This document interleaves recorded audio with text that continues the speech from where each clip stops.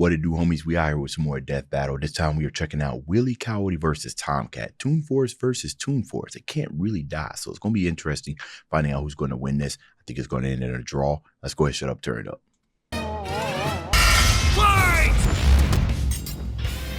Wile E Coyote, the fastest and furriestest of the Looney Tunes. Tomcat, the powerhouse pussycat from Tom and Jerry. The fans voted for it and we're here to deliver. He's Wiz and I'm Boomstick. And it's our job to analyze their weapons, armor, and skills to find out who would win a death battle. In tales told over a shimmering campfire by the tribespeople of North America, there was no figure so cunning, so bold as Coyote. To the Miwok, he was a Prometheus who stole fire from the heavens to give to humanity. To the Secwepemc, he was a foolish trickster who could die and return to life. And to the brothers Warner, he's just a poor dumb schmuck who can't catch a break. To this day, the great Coyote stalks the American Southwest, hunting his indefatigable prey, the Roadrunner.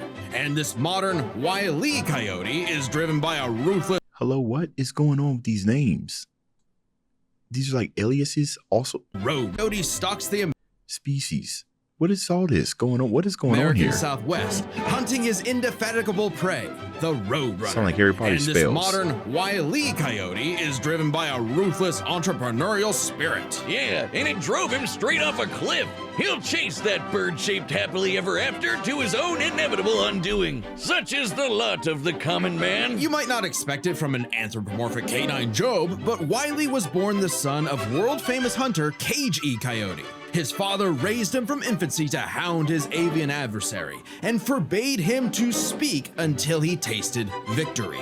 On the face, an easy task. Coyotes are incredibly adaptable predators, capable of hunting in both rural and urban environments. They're also speedy little demons. They can sprint at up to 43 miles per hour, though that's cold comfort when that blue meeping bastard can make beams of light look stone still or outrun a car that was moving fast enough to travel through time. Frankly, it's incredible that Wile E manages to consistently keep up with his prey at all, but he does. No, really, it's actually stated that only a, quote, tiny little extra burst of speed separates the Coyote and the Roadrunner. Heck, Bugs Bunny himself needed to take super speed supplements in order to move fast enough to outrun Wile E. But almost as fast isn't fast enough. Fortunately, Wile E's got an endless assortment of gadgets, gizmos, and reams of blueprints to make up the difference. He's got your classics like dynamite, anvils, and spring-loaded boxing gloves, along with heavier artillery like heat-seeking missiles, a 10 billion volt electromagnet, and a friggin' trebuchet, a Reddit favorite. Many of which he invented himself and uses in excruciatingly detailed schemes that inevitably go awry.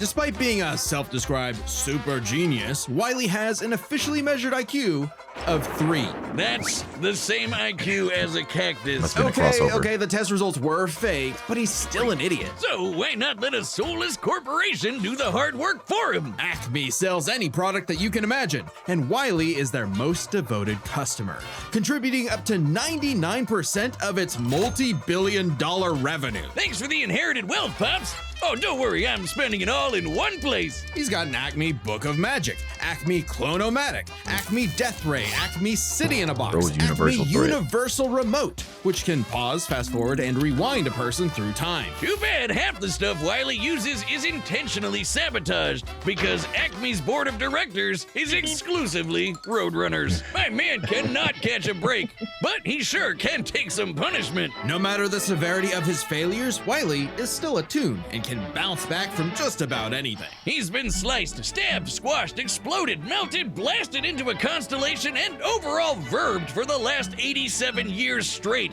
without ever actually dying. He once got fully disintegrated into ash and popped back up like it was nothing. Similar to the immortal Coyote of Secwepemc legend. He's also shattered the fourth wall tons of times and even left the comic page entirely to catch the Roadrunner. So close. Believe it or not, there is actually a biological reason for these abilities, Looney DNA. Every toon's got it, not just the Looney ones, and it's what lets them survive fatal damage up to being fully erased off the page, essentially dictating their personal slice of reality to whatever is funny. Like how gravity only affects the Coyote when he looks Roger down. Rabbit. Toons are immune to the laws of physics as we know them. That's why Wile E developed a counter to this immortality, the Looney DNA Dissolver, which leaves toons vulnerable to fatal wounds the same way we are. Yet again, so close. You can't say he hasn't tried everything. It was Wile E's experience as a veteran toon that landed him a job at Acme University as department chair of the School of Hard Knocks, teaching up-and-coming tiny. I had no idea there was so much lore behind it. I mean, obviously they've been around for a long time, but this is a lot of lore. That's crazy. Yeah, I watched these growing up as a kid, but I had zero clue about any of this. I feel like these are obviously some more recent episodes because, you know, I get older, I stop watching it, but geez, this lore is crazy.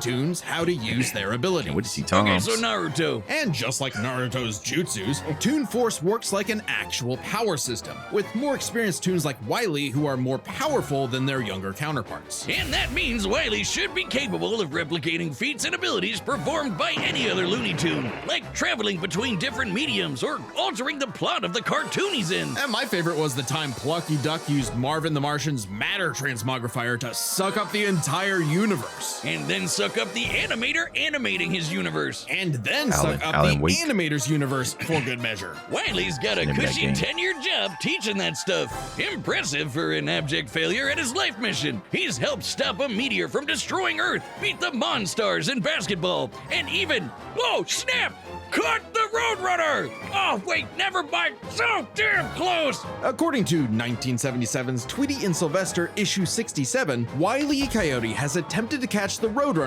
4,766,842 He's talking. times. Scaling to the present, that's over 10 million failures. That takes dedication, or maybe self-destructive stubbornness. Too blinded by bird lust to see the forest for the trees. But Acme's intentional malfunctions and Coyote's recklessness don't account for all of his catastrophes. There's something else, something grander, otherworldly, standing in the way of our furry friend's salvation. Wiz, there's no other way to say it. God is just plain out to get this guy. And by God, we mean the closest thing that exists for Coyote and Roadrunner. Chuck animator. Oh, yeah. Jones. The guy that created him and helped forge the Looney Tunes into how we know him today. Originally meant to be a parody of earlier chase cartoons like, well, Tom and Jerry, Jones established several rules for their animated shorts that superseded Coyote's reality warping toon abilities. Rules that cover his obsession, faulty products, and the fact that no outside force, not even the Roadrunner, is to blame for his defeat. Just him. While other creatives have altered this formula in the decades since Jones's departure, these rules have effectively made the Coyote's defeats cosmically ordained. God nerfed Wile E. Coyote. In all our years making Death Battle, we have never seen a handicap like that. But what else can you expect from our fanatical furry fail son? He's the Sultan of Slapstick. So what's it gonna be, like a defeat off, right? Because these same rules is what made Jerry allude Tom, right? Ordained, you cannot win. However, I can see the difference because some of the failures were done by Jerry, right? And not just all, okay, was it gonna be a fail off? Who could The CEO of second place, the swing and a miss superstar. As long as he picks himself back up and dusts off the ashes, that'll never be all, folks, for Wile E. Coyote. The year was 1939.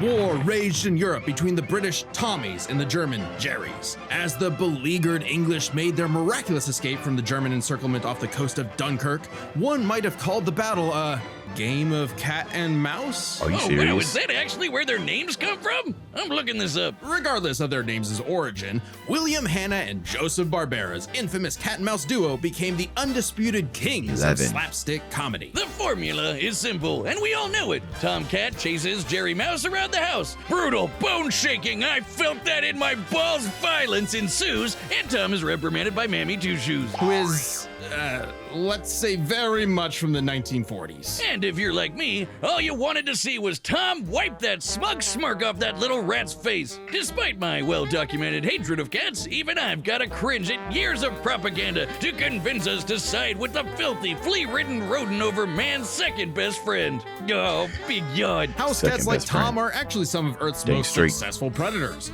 They can run up to 30 miles per hour, leap 6 feet high, and despite being commonly perceived as nocturnal, they're actually crepuscular and hunt in the dawn and evening. Tom specifically is a British Shorthair. They're strong, stocky Roman cats bred to withstand harsh conditions. And for Tom, harsh conditions is an understatement. Good character Tom has design. collected a crazy assortment of weapons in his war against mouse kind. Sure, most of it is the stuff you can find around the average American household, like baseball bats, lead pipes, and And guns! Lots and lots of guns. But he's got wackier things like a magic wand, a robo-cat, vanishing cream, and a smart cap that gives him all the knowledge in the world. I'm partial to the Sword of Light and Dark, which severs you from your own shadow, or the Rewind Remote, which can move your victim backwards Sword through of Light and time. Dark. And Crazy. you can't forget the cat car and cat jet, spelled with K's, of course, Newer but just the episodes. cat part. Tom's arsenal is heavily improvisational, which fits his quick thinking in fights over Thanksgiving turkey. Though he often loses his bouts with Jerry, it's not usually because he's dumb or incompetent. Rather, he's just genuinely outplayed. And even in defeat, he's one tough son of a gun. He's been crushed, blown up, had every bone in his body broken, shattered, melted, and vaporized to dust, and survived. Well,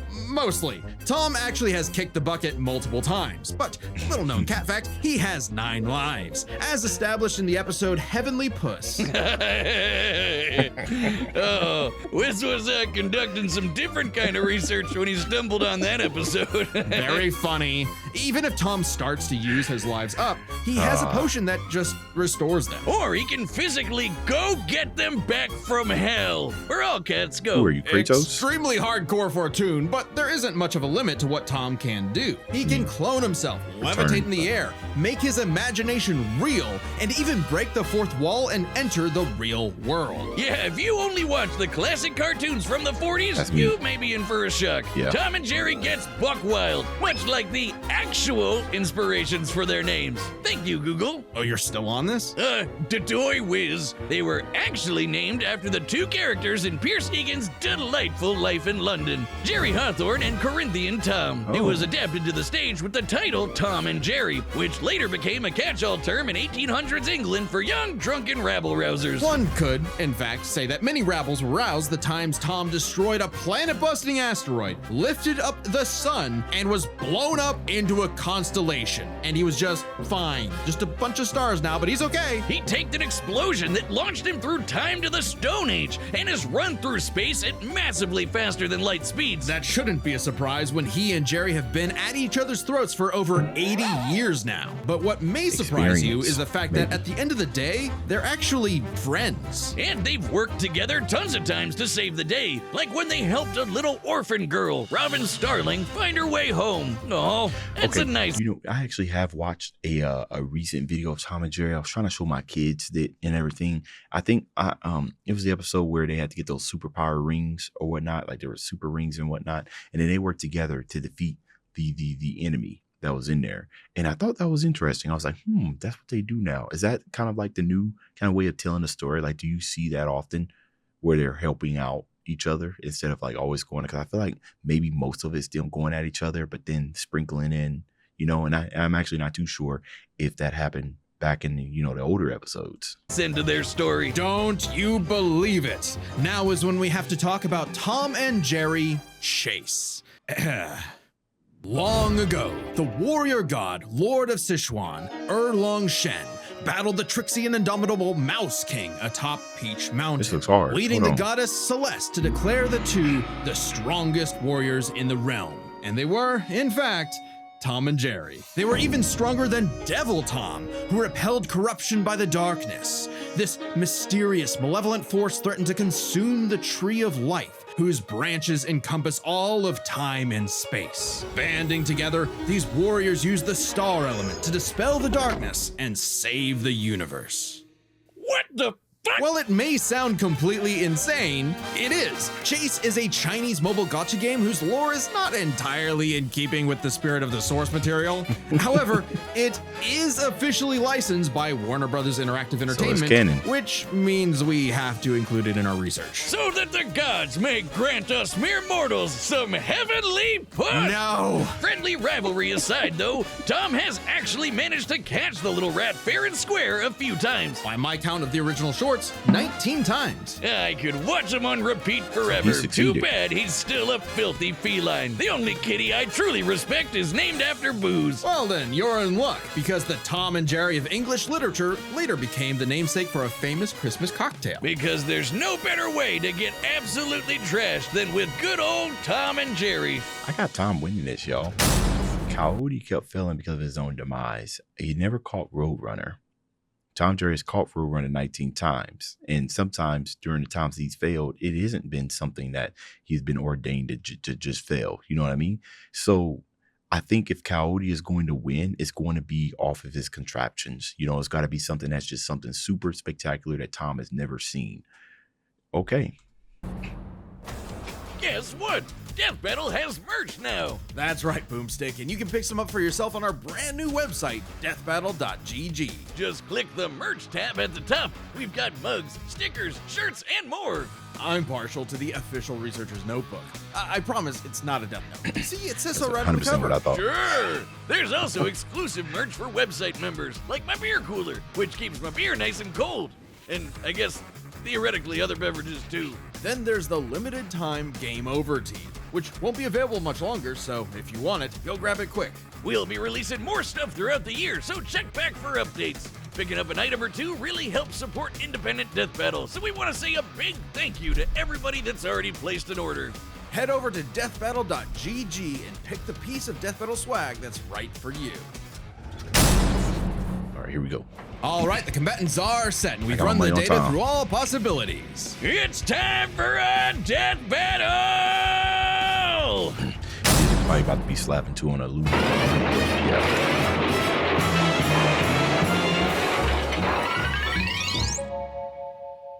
Must.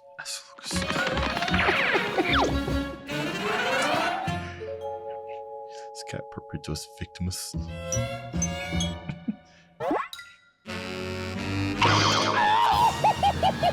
Oh, that classic scream.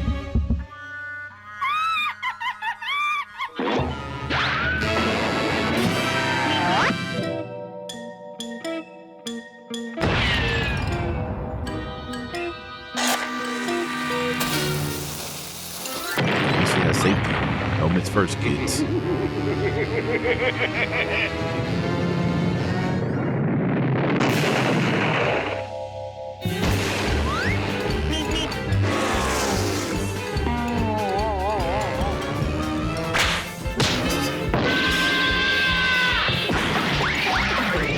Got a lot of screens. Wackiness all over.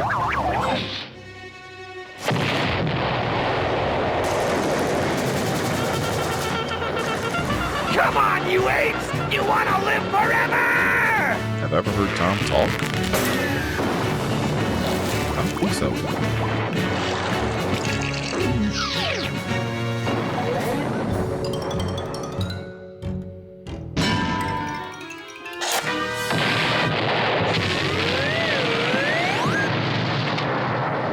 Shout out to the animation crew. Nailing the wackiness. Sound effects too. It's everything.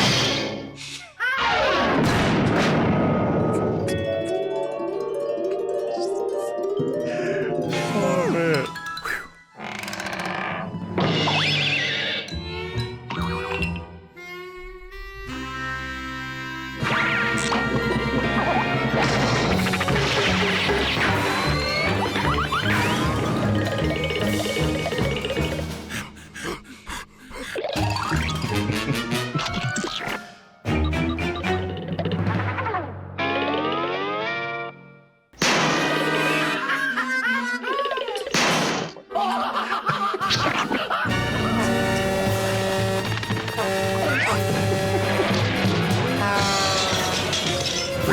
wall.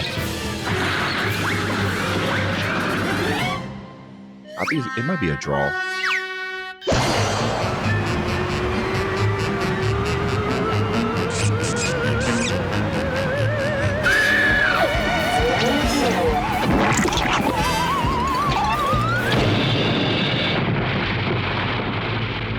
Not immortal anymore.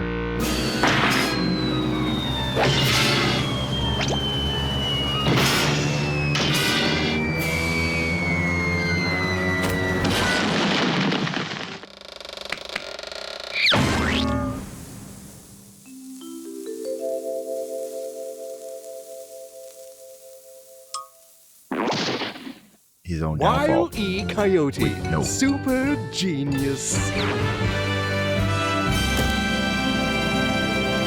see that coming.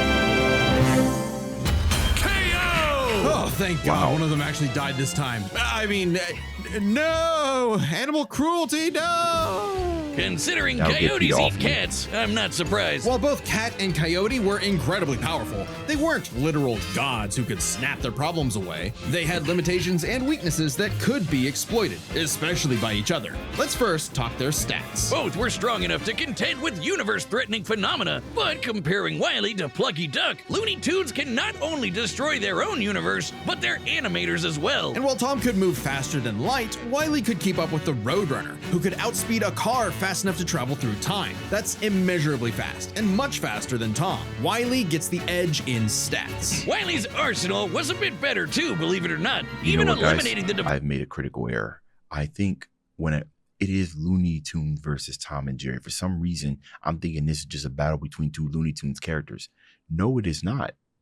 I wasn't making that connection. I completely spaced on that. Yeah, okay. My bad. I should have went with Willie.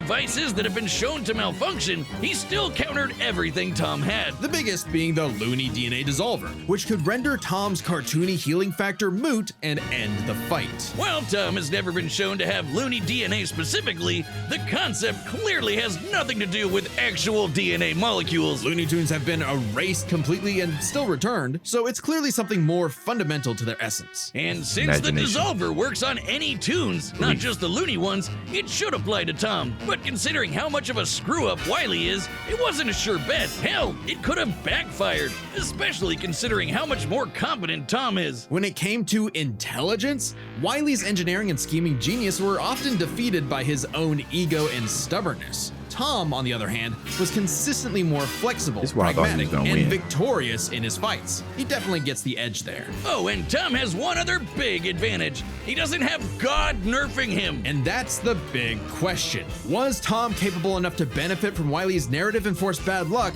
and see the DNA Dissolver backfire against him? That bad luck is a core part of Wile E's character as a cartoon. So let's call it his, toonliness. To find the answer, we dug deep through the bowels of Looney Tunes lore and ended up in an unexpected place: Space Jam. Where Wile E yet again fails against the Roadrunner, but against the villains of the movie, the Monstars, he actually scores. And scores again in the sequel, more than anyone else. But according to Chuck Jones's rules, that shouldn't happen, right? Throughout his entire history, Wile E's cosmically ordained failures only occur when he's specifically chasing the Roadrunner or other tunes the plot bends around like bugs, because Bending that's the what rules. Chuck Jones's rules were written for: Coyote and Roadrunner cartoons. Okay. And even all then, right. looking closely, they've been broken a few times throughout the decades, even during Chuck Jones's tenure. Without the universe nerfing him, there's no reason to think Wile E couldn't eventually land a hit with the Looney DNA The old Dissolver. loophole. Especially when the only reason it failed was because of the Roadrunner's intervention, a direct violation of Chuck Jones's limitations on the Coyote. And especially when it's the only thing that either one had that could kill the other. Despite lacking Wile E's narrative impediments, and despite having a better track record overall, Tom ultimately had no surefire way to kill Wile E, whereas Wile E's superior strength, speed, and looting arsenal ensured his victory. Wile E gave one hell of a chase and left Tom Okay. Jones in for a rematch. The winner is Wile E Coyote. Next time on Death Battle.